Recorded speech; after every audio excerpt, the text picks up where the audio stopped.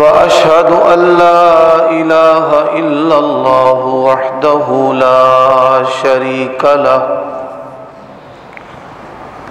وأشهد أن محمدًا عبده ورسوله أما بعد فإن خير الحديث كتاب الله وخير الهدي هدي محمد صلى الله عليه وآله وسلم وشر الأمور محدثاتها وكل محدثة بدعة وكل بدعة ضلالة وكل ضلالة في النار.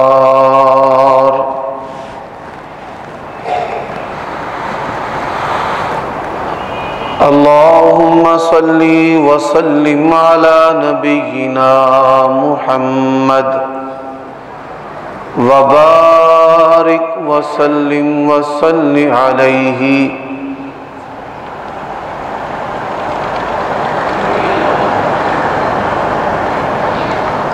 أعوذ بالله من الشيطان الرجيم. بسم الله الرحمن الرحيم. والشمس وضحاها والقمر إذا تلاها والنهار إذا جلاها والليل إذا يغشاها والنهار إذا جلاها والليل إذا يغشاها والسماء وما بناها والأرض وما طحاها ونفس وما سواها فألهمها فجورها وتقواها قد أفلح من زكاها وقد خاب من دساها.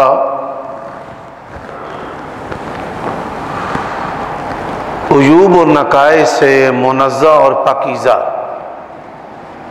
تمام قسم کی حمد و ثنا اللہ وحدہ لا شریک لہ کے لیے،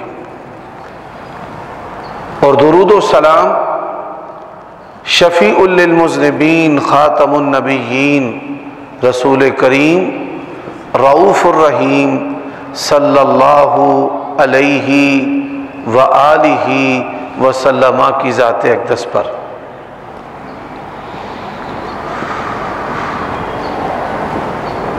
سامعین محترم،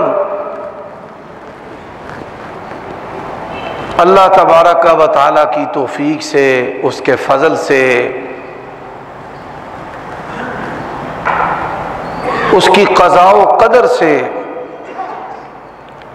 اس کی مشیت سے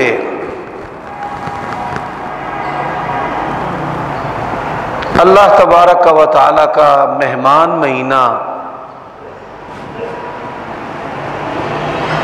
رمضان المبارک جو ہے وہ بالکل قریب ہے اور آنے والا ہے.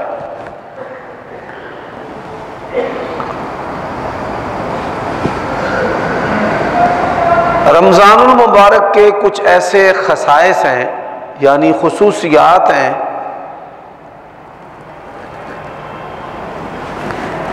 جو دیگر مہینوں کی نہیں ہیں. جب رمضان آتا ہے اللہ تبارک و تعالیٰ کی طرف سے آواز دینے والا جو ہے وہ آواز دیتا ہے یا باغی الخیر اقبل، نیکیوں کے متلاشی آگے بڑھ، آجا، نیکیوں کا جو موسم ہے وہ آ رہا ہے. وَيَا بَاغِيَ الشَّرِّ أَقْصِرْ، گناہوں کے اندر جو لتھڑا ہوا ہے، جس کی طبیعت کا میلان گناہوں کی طرف ہے، رک جا۔ کیوں رک جا؟ اصلاح کا مہینہ آ رہا ہے، اللہ تبارک و تعالی کی طرف سے معافی کا مہینہ آ رہا ہے۔ یہ ایسا مہینہ آ رہا ہے کہ جس میں شرکس جو شیاطین ہیں ان کو جکڑ دیا جاتا ہے، جہنم کو بند کر دیا جاتا ہے۔ اللہ تبارک و تعالی کی طرف سے عام معافی کا اعلان ہے گناہوں سے رکنے والوں کے لیے اور جو نیکیاں کرنے والے ہیں ان کے لیے۔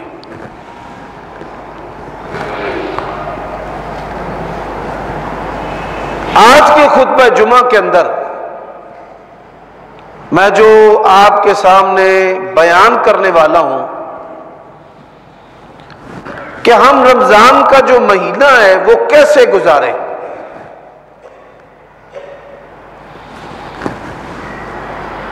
میں بڑی معذرت کے ساتھ یہ بات کرنا چاہتا ہوں ان علماء کے لیے جو رمضان کے مہینے میں تقریروں کے لیے، خطبوں کے لیے، دروس کے لیے، جلسوں کے لیے مختلف علاقوں، شہروں، صوبوں کا سفر کرتے ہیں اور سفری عذر کی وجہ سے رمضان کے روزے نہیں رکھتے۔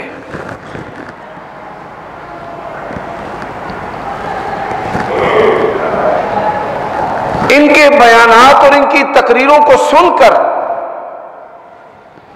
لوگ تو جہنم سے بچ جائیں گے اور بچ جاتے ہیں، لیکن فرائض میں غفلت کی وجہ سے جو علماء ہیں وہ جہنم میں گر جائیں گے۔ بڑے سارے مذہبی لوگوں کی زبانوں سے میں نے یہ بات سنی ہے کہ روزے کی جو عبادت ہے، پتہ نہیں اس عبادت کا کیا مقصد ہے، بڑی مشقت والی عبادت ہے۔ شیطان جو ہے وہ علماء کی زبانوں کو چسکے دار بنا دیتا ہے، چسکورا کھاتے رہنا، رنگا برنگ جو کھانے ہیں ان کی لذت علماء کی زبان پر رکھ دیتا ہے، اور جس بندے کی زبان پر کھانوں کی لذت شیطان رکھ دیتا ہے، پھر جو روزے کی عبادت کا مقصد ہے وہ اس کے دماغ کو سمجھ نہیں آ سکتا۔ حالانکہ اللہ تبارک و تعالیٰ نے کیا فرمایا ہے، یا ایھا الذین آمنوا کتب علیکم الصیام کما کتب علی الذین من قبلکم لعلکم تتقون۔ اے ایمان والو، تم پر روزے فرض کیے گئے ہیں جس طرح تم سے پہلے لوگوں پر روزے فرض کیے گئے تھے۔ اس کا مقصد کیا ہے؟ لعلکم تتقون، تاکہ تم پرہیزگار بن جاؤ۔ حضرات، جب مذہبی لوگ روزوں سے پیچھے نظر آتے ہیں، مذہبی لوگ تراویح سے پیچھے نظر آتے ہیں اور مذہبی لوگ افطاریوں میں، کھانوں کی مجلسوں میں آگے نظر آتے ہیں، تو روزے کی جو فرضیت کا مقصد ہے وہ معاشرتی طور پر فوت ہو جاتا ہے۔ روزہ جو ہے وہ بوجھ محسوس ہونا شروع ہو جاتا ہے، حالانکہ روزہ جو ہے وہ تمام نبیوں کی پسندیدہ عبادت ہے۔ آپ صلی اللہ علیہ وآلہ وسلم ہر سوموار اور جمعرات کو روزہ رکھتے تھے، بلکہ حدیث کے اندر ہے نبی علیہ الصلوۃ والسلام نے فرمایا کہ سوموار کے دن میں پیدا ہوا،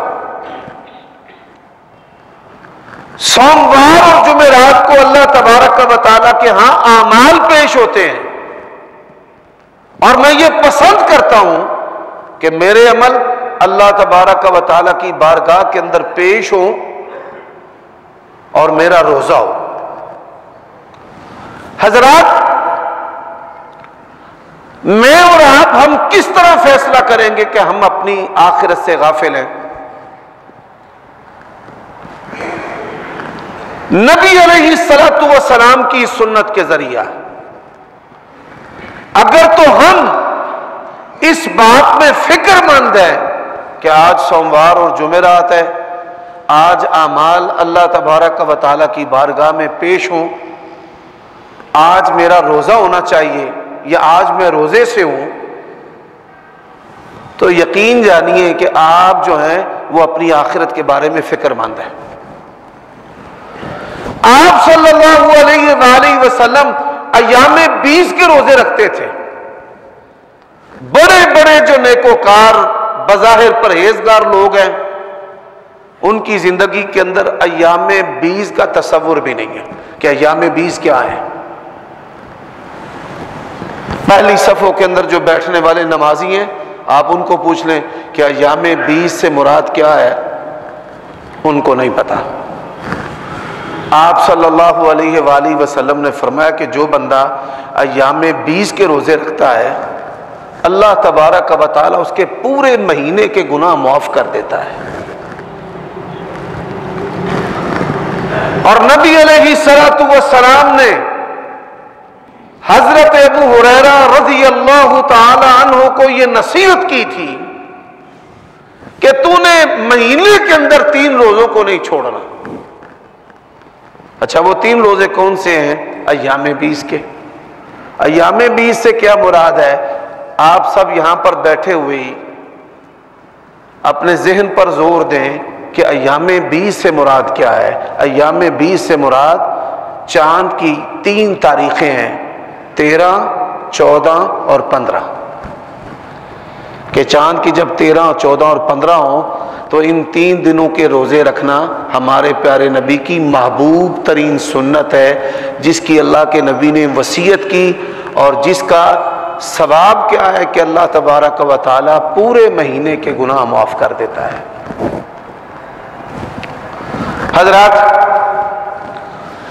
آپ صلی اللہ علیہ وآلہ وسلم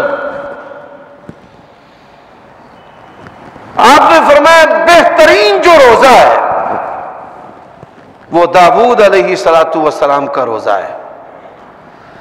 ایک دن حضرت داؤد علیہ الصلوۃ والسلام روزہ رکھتے تھے اور دوسرے دن چھوڑ دیتے تھے، یعنی ایک دن روزہ رکھنا اور ایک دن چھوڑ دینا، یہ عمل حضرت داؤد علیہ الصلوۃ والسلام کا عمل ہے، لیکن ہمارے پیارے نبی علیہ الصلوۃ والسلام کا پسندیدہ ہے۔ اچھا، یہ بھی ہماری زندگی میں نہیں ہے۔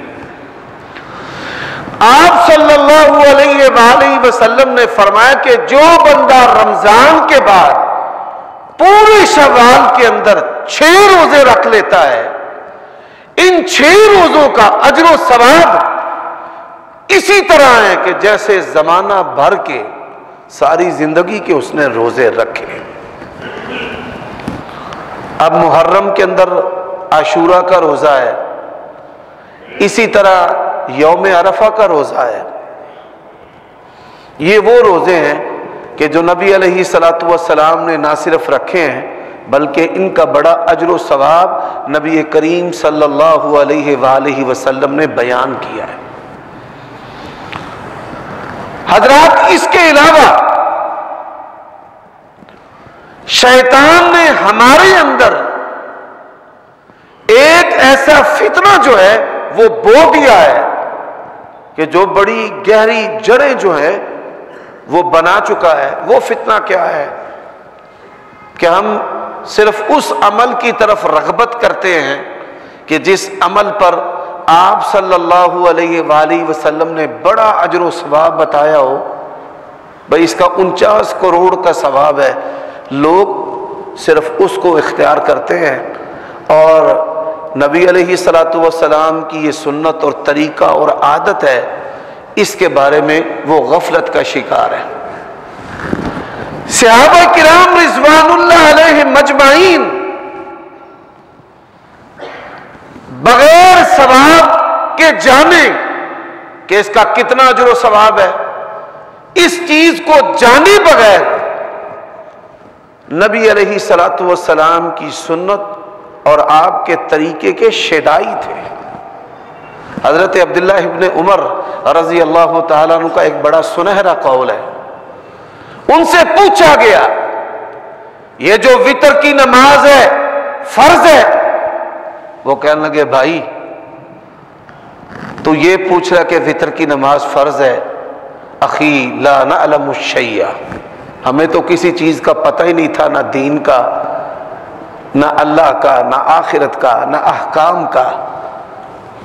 اللہ تبارک و تعالیٰ نے نبی علیہ الصلوۃ والسلام کو ہماری طرف رسول بنا کر بھیجا ہے۔ آپ صلی اللہ علیہ وآلہ وسلم جو کرتے ہیں، جو کرتے تھے، اس چیز کو جانے بغیر کہ یہ فرض واجب ہے، اس کا کتنا اجر و ثواب ہے، ہم وہ عمل، وہ چیز، وہ امر جو ہے وہ اختیار کرتے ہیں جس کو پیارے نبی علیہ الصلوۃ والسلام نے اختیار کیا ہو۔ حضرات اس کا فائدہ کیا ہے؟ اللہ تبارک و تعالیٰ نے قرآن مجید کے اندر کیا ارشاد فرمایا ہے؟ قد افلح المؤمنون الذین هم فی صلاتهم خاشعون۔ دوسرے مقام پر اللہ نے فرمایا والذین هم علی صلواتهم یحافظون اولئک هم الوارثون۔ ایمان والے جو ہیں وہ اپنی نمازوں کی حفاظت کرتے ہیں۔ نمازوں کی حفاظت کیسے ہوتی ہے؟ حضرات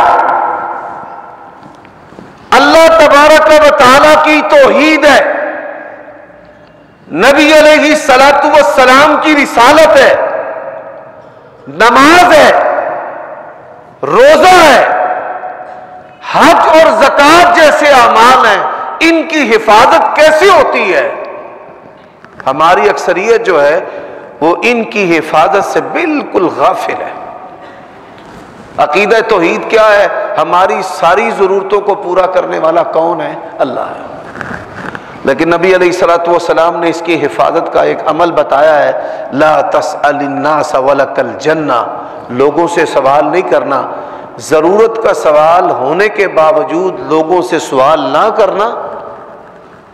جو بندہ لوگوں سے مانگنے کا عادی ہے، زندگی کے کسی نہ کسی حصے پر شیطان اس کو بھٹکا دے گا، گمراہ کر دے گا، اللہ سے دور کر دے گا، وہ غیر اللہ سے مانگنا شروع کر دیتا ہے۔ حضرات اسی طرح جو لوگ تعویذ، دھاگے اور ٹونے منتر کے عادی ہیں، زندگی کے کسی نہ کسی حصے میں وہ غیر اللہ کے سامنے جھک جاتے ہیں، ان کے آستانوں پر چلے جاتے ہیں۔ تو عقیدہ توحید کی حفاظت کے لیے جوتے کا تسمہ بھی ٹوٹ جائے تو کس سے مانگنا ہے؟ اللہ سے۔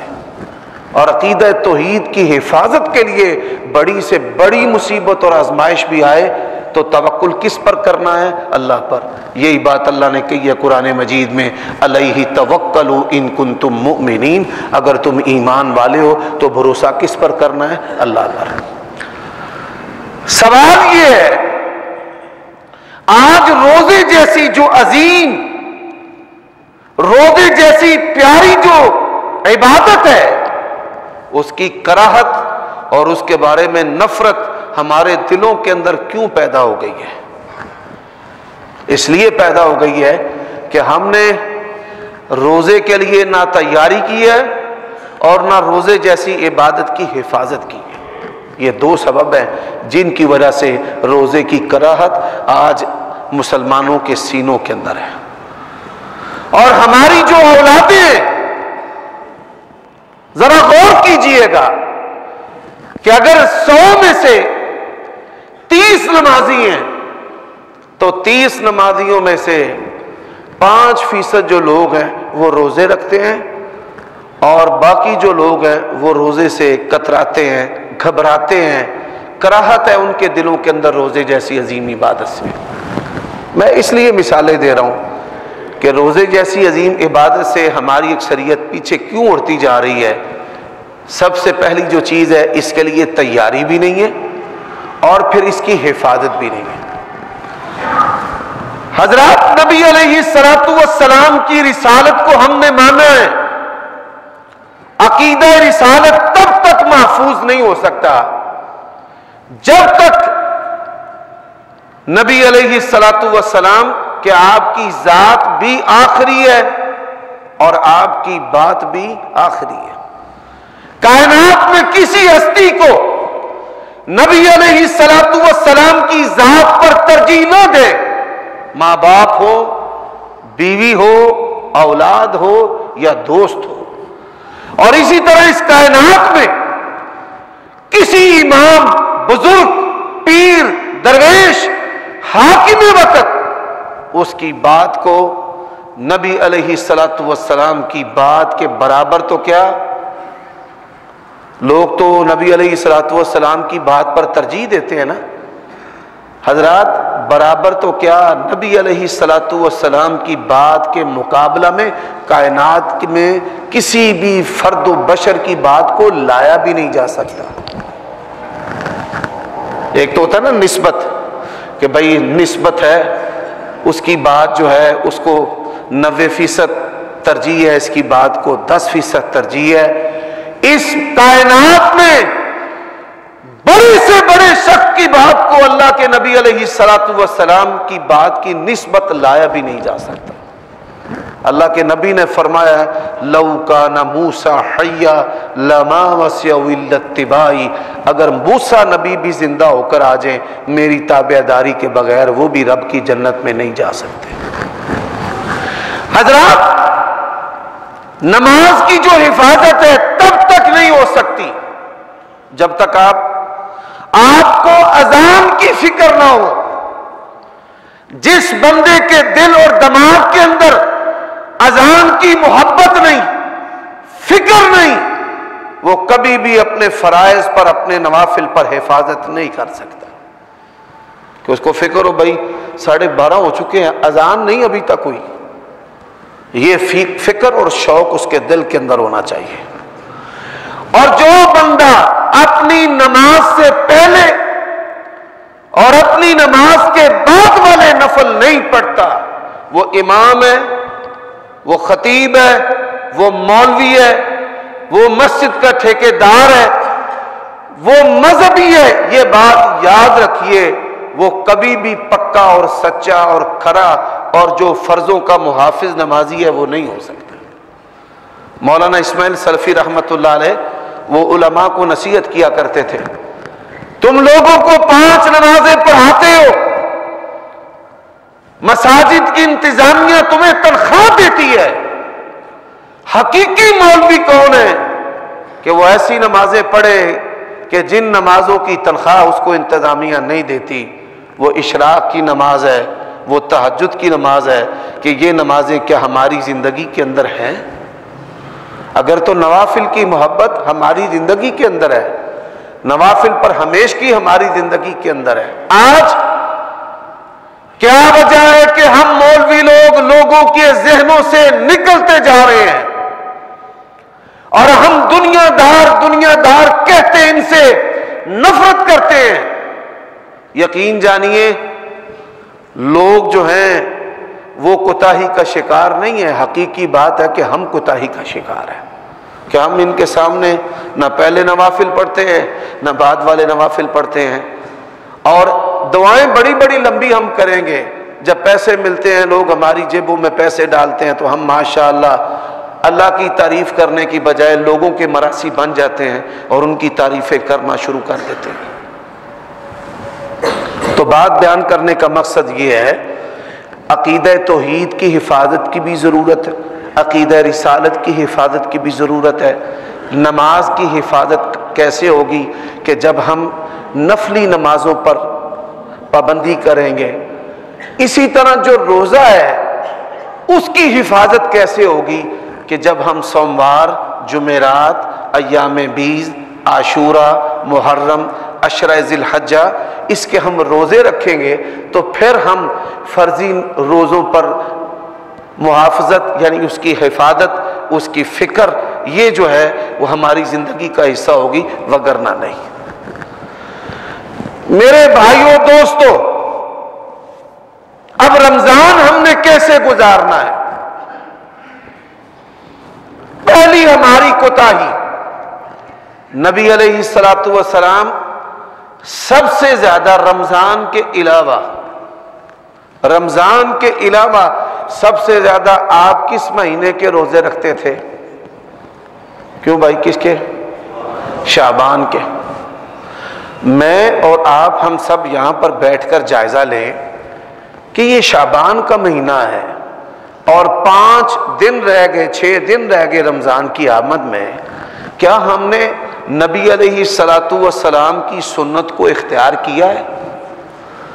अगर तो आपने सुन्नत को इख्तियार किया है फिर तो आप रमजान की फिक्र करने वाले हैं। जैसे हम शादी से पहले दामाद के लिए, उसके घर वालों के लिए अपने घर को तैयार करते हैं, ऑल्ट्रेशन करते हैं, रंग रोगन करते हैं, पर्दे बदलते हैं, कपड़े बदलते हैं, बेडशीट्स बदलते हैं, दीवारों का रोगन बदलते हैं। ये हमारी एक मादी जिंदगी की रिवायत है। तो क्या रमजान से पहले रमजान की तैयारी में हम नबी अलैहिस्सलातु वस्सलाम की सुन्नत को इख्तियार करते हैं? मेरे भाइयों दोस्तों, जो तो लोग इख्तियार करते हैं, अल्लाह तबारक व तआला सुन्नत पर अमल करने के नतीजे में इंसान के लिए फराइज को आसान कर देता है। और जो लोग नबी अलैहिस्सलातु वस्सलाम की सुन्नत को इख्तियार नहीं करते, फिर क्या है कि अल्लाह तबारक व तआला जो है उनके लिए फराइज को आसान नहीं करता। फराइज उनके लिए आसान नहीं होते। अच्छा, पहली बात है, आप देखिए कि फराइज जो हैं वो हमारे लिए कैसे मुश्किल होते हैं। पहली जो बात है, सहरी के लिए लोगों का उठना मुश्किल है। पूरा रमजान सबसे ज्यादा जो सवाल होता है, हमारी आंख 7 बजे खुली है, 9 बजे खुली है, हम सब के सब नहीं उठे, वक्त थोड़ा था, अजान होती रही, हम खाते रहे, अजान हो गई फिर भी खाते रहे। अब देखिए सुन्नत को छोड़ने का नतीजा क्या है कि इंतहाई अहम जो फर्ज है उसके अंदर कोताही। अल्लाह तबारक व तआला के फरिश्ते आपके घरों से निकल चुके हैं। जब रब के फरिश्ते घरों में होते हैं, बंदे के पास होते हैं, यकीन जानिए आप में से कोई बंदा इखलास के साथ, तौबा के साथ ये नियत करें कि मैंने नमाज जमात के साथ पढ़नी है, अलार्म ना लगाए, अल्लाह तबारक व तआला के फरिश्ते उसको अजान के वक़्त उठा देते हैं, उठ, नमाज के लिए उठा देते हैं, उठ। बड़े से बड़ा गुनाहगार बंदा है। अल्लाह ने इंसान को फितरत पर पैदा किया है। ये बच्चे जो हैं सुबह के वक़्त क्यों उठ जाते हैं, सहरी के वक़्त क्यों बेदार होते हैं? अल्लाह ने बच्चों को फितरत इस्लाम पर पैदा किया है। हमारे बदन और जिस्म के अंदर अल्लाह ने इबादत के अलार्म जो हैं वो रखे हैं हमारे जिस्मों के अंदर। तो फरिश्ते जो हैं वो उठाते हैं बंदे को, इंसान जो है वो खुद ब खुद उठ जाता है। ये उसका कमाल नहीं है, ये किसका फजल है? अल्लाह का। हजरात, सुन्नत को जब इंसान तर्क करता है, इबादत जो है वो उसके लिए कैसे मुश्किल हो जाती है। मैंने आपको बताया कि सहरी करना मुश्किल, फिर सहरी खाना मुश्किल। लोग बिस्यार खोर हैं और आप देखिए रोजे की बरकत जो है वो कैसे निकल जाती है। لوگوں سے سحری نہیں ہوتی. رات کے 2 بجے 3 بجے گجرانوالہ شہر کے اندر ہوٹل جو ہیں وہ آباد ہوتے ہیں. لوگ رات کو کھاتے ہیں، نصف رات کو کھاتے ہیں، رات کے پچھلے پیر کھاتے ہیں. اور کیوں کھاتے ہیں؟ کہتے ہیں جی ہم سے سحری نہیں ہوتی. حالانکہ نبی علیہ السلام نے فرمایا تسحروا فإن فی السحور برکہ، سحری کھایا کرو، سحری کھانے کے اندر برکت ہے. نبی علیہ السلام نے فرمایا کفار کے روزے اور ہمارے روزے کے اندر فرق سحری کا ہے. اب ہم کیا کرتے ہیں؟ آپ دیکھیں کہ ہمارے جو جسم ہے وہ اللہ تبارک و تعالیٰ کی سرکشی کے کیسے عادی ہیں. سحری کھائی نہیں جاتی اور پیٹ بھر کر کھانا رات کو کھاتے ہیں، رات کے پچھلے پیر میں کھاتے ہیں اور سحری کے وقت سوتے ہیں. اور اکثریت کئی لوگ ایسے ہیں کہ جو سحری کی یعنی سحری کھانا بھی نہیں اور سحری کے وقت نماز بھی نہیں، کوئی عبادت نہیں، سو جانا ہے. حضرات یہ دوسرا عمل خلاف سنت ہے. اب جو لوگ سحری بھی نہیں کھاتے، نماز بھی نہیں پڑھتے، کیونکہ جب پیٹ بھرے گا نا، پیٹ بھر جائے، وہ سحری کے وقت بھر جائے یا افطاری کے وقت بھر جائے، بھرے پیٹ کا پہلا نقصان جسم پر یہ ہوتا ہے اس نے بندے کو عبادت نہیں کرنے دینی. آپ پیٹ بھر کر سمجھیں کہ میں قیام اللیل کروں گا یا میں کھڑے ہو کر نماز پڑھوں گا، مسجد کی طرف اس نے آپ کے قدم نہیں اٹھنے دینے، آپ کو اس نے گھر سے باہر نکلنے نہیں دینا. سحری کھاتے ہی کئی بندے وہیں پر ڈھیر ہو جاتے ہیں، جی میرا جی بلڈ پریشر لو ہو گیا.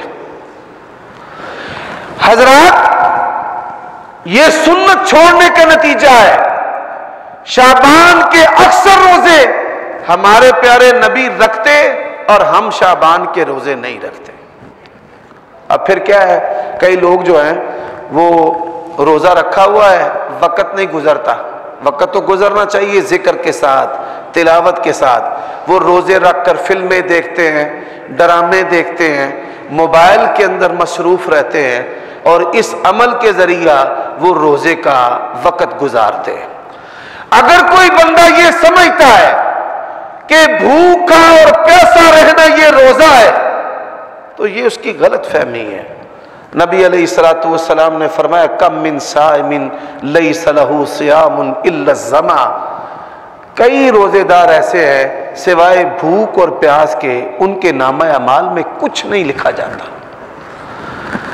نبی علیہ السلام نے فرمایا من لم یدع قول الزور والعمل به فلیس للہ حاجہ ان یدع طعامہ وشرابہ. جو بندہ روزہ رکھ کر بھی گناہ نہیں چھوڑتا، جھوٹ کو نہیں چھوڑتا، فریب کو نہیں چھوڑتا، فرمایا اللہ تبارک و تعالیٰ کو اس کے بھوکے اور پیاسے رہنے کی کوئی ضرورت نہیں. حضرات کافر جو ہیں وہ اپنے مذہبی تہواروں کے اندر چیزوں کو سستا کر دیتے ہیں، خالص بیچتے ہیں، اور ہم کتنے ایماندار ہیں. آپ دیکھیں ماشاءاللہ حج کی درخواستیں رمضان کے اندر اور رمضان سے پہلے ہوتی ہیں، لاکھوں حاجی حج کرنے کے لیے تیار ہیں. ماشاءاللہ تبارک و تعالیٰ اتنے حاجی ہیں، ہر گھر کے اندر کوئی نہ کوئی حاجی ہے. لیکن دیکھیے رمضان کے اندر کافروں نے یہ چیزیں ہم سے لی، ہمارے اکابرین سے لی. انہوں نے دیکھا کہ دنیا کے اندر اسلام کس طرح پھیلا ہے، دیکھا کہ بچوں کے وظیفے لگانے سے پھیلا ہے، انہوں نے بچوں کے وظیفے لگا دیے. انہوں نے دیکھا کہ بوڑھوں کو فیسیلیٹیٹ کرنے کی وجہ سے اسلام پھیلا ہے، انہوں نے بوڑھوں کو سہولیات دے دی. انہوں نے دیکھا کہ فری ایجوکیشن کی وجہ سے پھیلا ہے، انہوں نے مفت تعلیم دے دی. انہوں نے دیکھا کہ فری علاج کی وجہ سے پھیلا ہے، انہوں نے فری علاج کرنا شروع کر دیا. اور جب انہوں نے دیکھا کہ کھانے اور پینے کی خالص چیزوں کی وجہ سے پھیلا ہے، آپ یہ سن کر حیران ہوں گے کہ کئی مسلمان حکمرانوں نے ملاوٹ پر ملاوٹ کرنے والوں کو سزائے موت دی ہے کہ یہ معاشرتی ایسا گناہ ہے کہ جس کے ساتھ لوگوں کی صحتوں سے جانوں سے کھلواڑ ہوتا ہے، تو اس پر مسلمان حکمرانوں نے سزائے موت دی۔ حضرات جب انہوں نے دیکھا کہ اسلامی ریاست کے اندر بادشاہ اور غریب ترین آدمی کی خوراک کا معیار ایک ہے، تو انہوں نے اس چیز کو اختیار کر لیا۔ اور آج ہمارے حکمران کیا کھاتے ہیں اور ہم کیا کھاتے ہیں، ہمارے حکمرانوں کا علاج کہاں ہوتا ہے اور ہمارا کہاں ہوتا ہے، ہمارے جو حکمران ہیں ان کے بوڑھے زندگی کیسے گزارتے ہیں اور ہمارے بوڑھے کیسے گزارتے ہیں، امیروں کے بچے کیا کھاتے، کیا پیتے، کیا پڑھتے ہیں، ان کے تعلیمی بورڈ کیسے ہیں، ان کا سلیبس کیسا ہے، اور ہمارے جو غریب ہیں ان کا بورڈ تعلیمی، ان کا نظام سلیبس، وہ کہاں پڑھتے ہیں، کہاں بیٹھ کے پڑھتے ہیں، کس طرح پڑھتے ہیں، یہ کوئی بھی چیز آپ سے مخفی نہیں ہے۔ ایسٹر آتا ہے، ان کے مذہبی تہوار آتے ہیں، وہ چیزیں سستی کر دیتے ہیں، اور یہاں پر چیزوں کو ذخیرہ کیا جاتا ہے۔ پاکستان کی بربادی کا سب سے بڑا جو ایک عمل ہے وہ ذخیرہ اندوزی ہے، کہ ذخیرہ اندوزی کی جاتی ہے اور پھر منہ مانگے، اور یہ ذخیرہ اندوز اتنا سٹرانگ مافیا ہے کہ حاکم وقت بھی ان سے ٹکر لیتے ہوئے ڈرتے ہیں۔ اب ذخیرہ اندوزی کرتے ہیں، اور کوئی چیز ایسی نہیں کہ جس کے اندر پھک کی ملاوٹ آپ کو نہ ملے، بالخصوص کھانے پینے کی جو چیزیں ہیں، یہ ہلدی مرچ مسالے ہیں، ان کے اندر تو ہے چاول کا جو چھلکا ہے، اس کو آٹے کی طرح پیس کر ان چیزوں کے اندر ملایا جاتا ہے۔ بلکہ آپ یہ سن کر حیران ہوں گے کہ اب ایسی چیزوں کو پیس کر بطور آٹے کے بیچا جا رہا ہے کہ غریب جو لوگ ہیں وہ آٹے۔ ابھی میں خطبہ جمعہ کے لیے آ رہا تھا تو پارک کے سامنے ٹرک لگا ہوا ہے، لوگوں کی لائن آپ نے بھی دیکھی ہوگی کہ آٹے کے لیے مارے پھر رہے ہیں۔ یہ کیسا رمضان ہے، یہ کیسے روزے ہیں؟ یا ایھا الذین آمنوا کتب علیکم الصیام کما کتب علی الذین من قبلکم لعلکم تتقون۔ حضرات من حیث القوم، اللہ تبارک و تعالی ہم سے ناراض ہیں، یہ انہی کے پیسوں سے، مالوں سے دینی ادارے مسجدیں بنتی ہیں، اسی میل کچیل کے مال سے خطیب و امام تنخواہ پاتے ہیں، کوئی مجبوری سے، کوئی خواہش سے اس نظام کا حصہ ہے۔ من حیث القوم جو ہے وہ سارے کے سارے ہم اس برائی کا شکار حصہ ہے، ہم اس کا، اور مہنگائی سب سے زیادہ، ملاوٹ بھی سب سے زیادہ۔ کیا یہ روزے کا مقصد ہے؟ یہ وہ چیزیں ہیں کہ جس کی دھول سے، جیسے اللہ کے نبی نے فرمایا نا، ایک وقت آئے گا سود کے نام بدل کر سود کو کھایا جائے گا، اور ایک وقت آئے گا شرابوں کے نام بدل کر شرابیں پی جائیں گی، اور ایک وقت آئے گا جب حرام اور سود کے بخار سے، دھوئیں سے کوئی مسلمان بچ نہیں سکے گا۔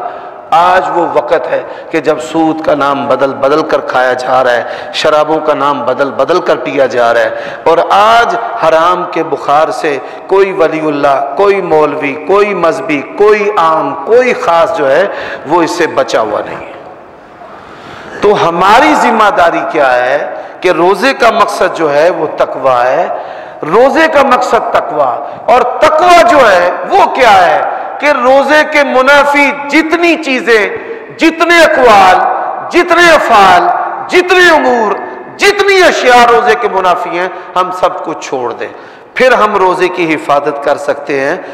پھر جو ہے وہ روزہ ہمارے لیے گراں نہیں ہے، پھر روزے کی کراہت ہماری طبیعت کے اندر نہیں ہے۔ انشاءاللہ اللہ تعالیٰ نے چاہا تو آئندہ خطبہ جمعہ میں کہ ہم نے کون سے اعمال کے ساتھ رمضان کو گزارنا ہے، اس حوالے سے بقیہ جو مضمون ہے وہ آئندہ خطبہ جمعہ میں بیان کیا جائے گا۔ اقول قولی ھذا واستغفر اللہ۔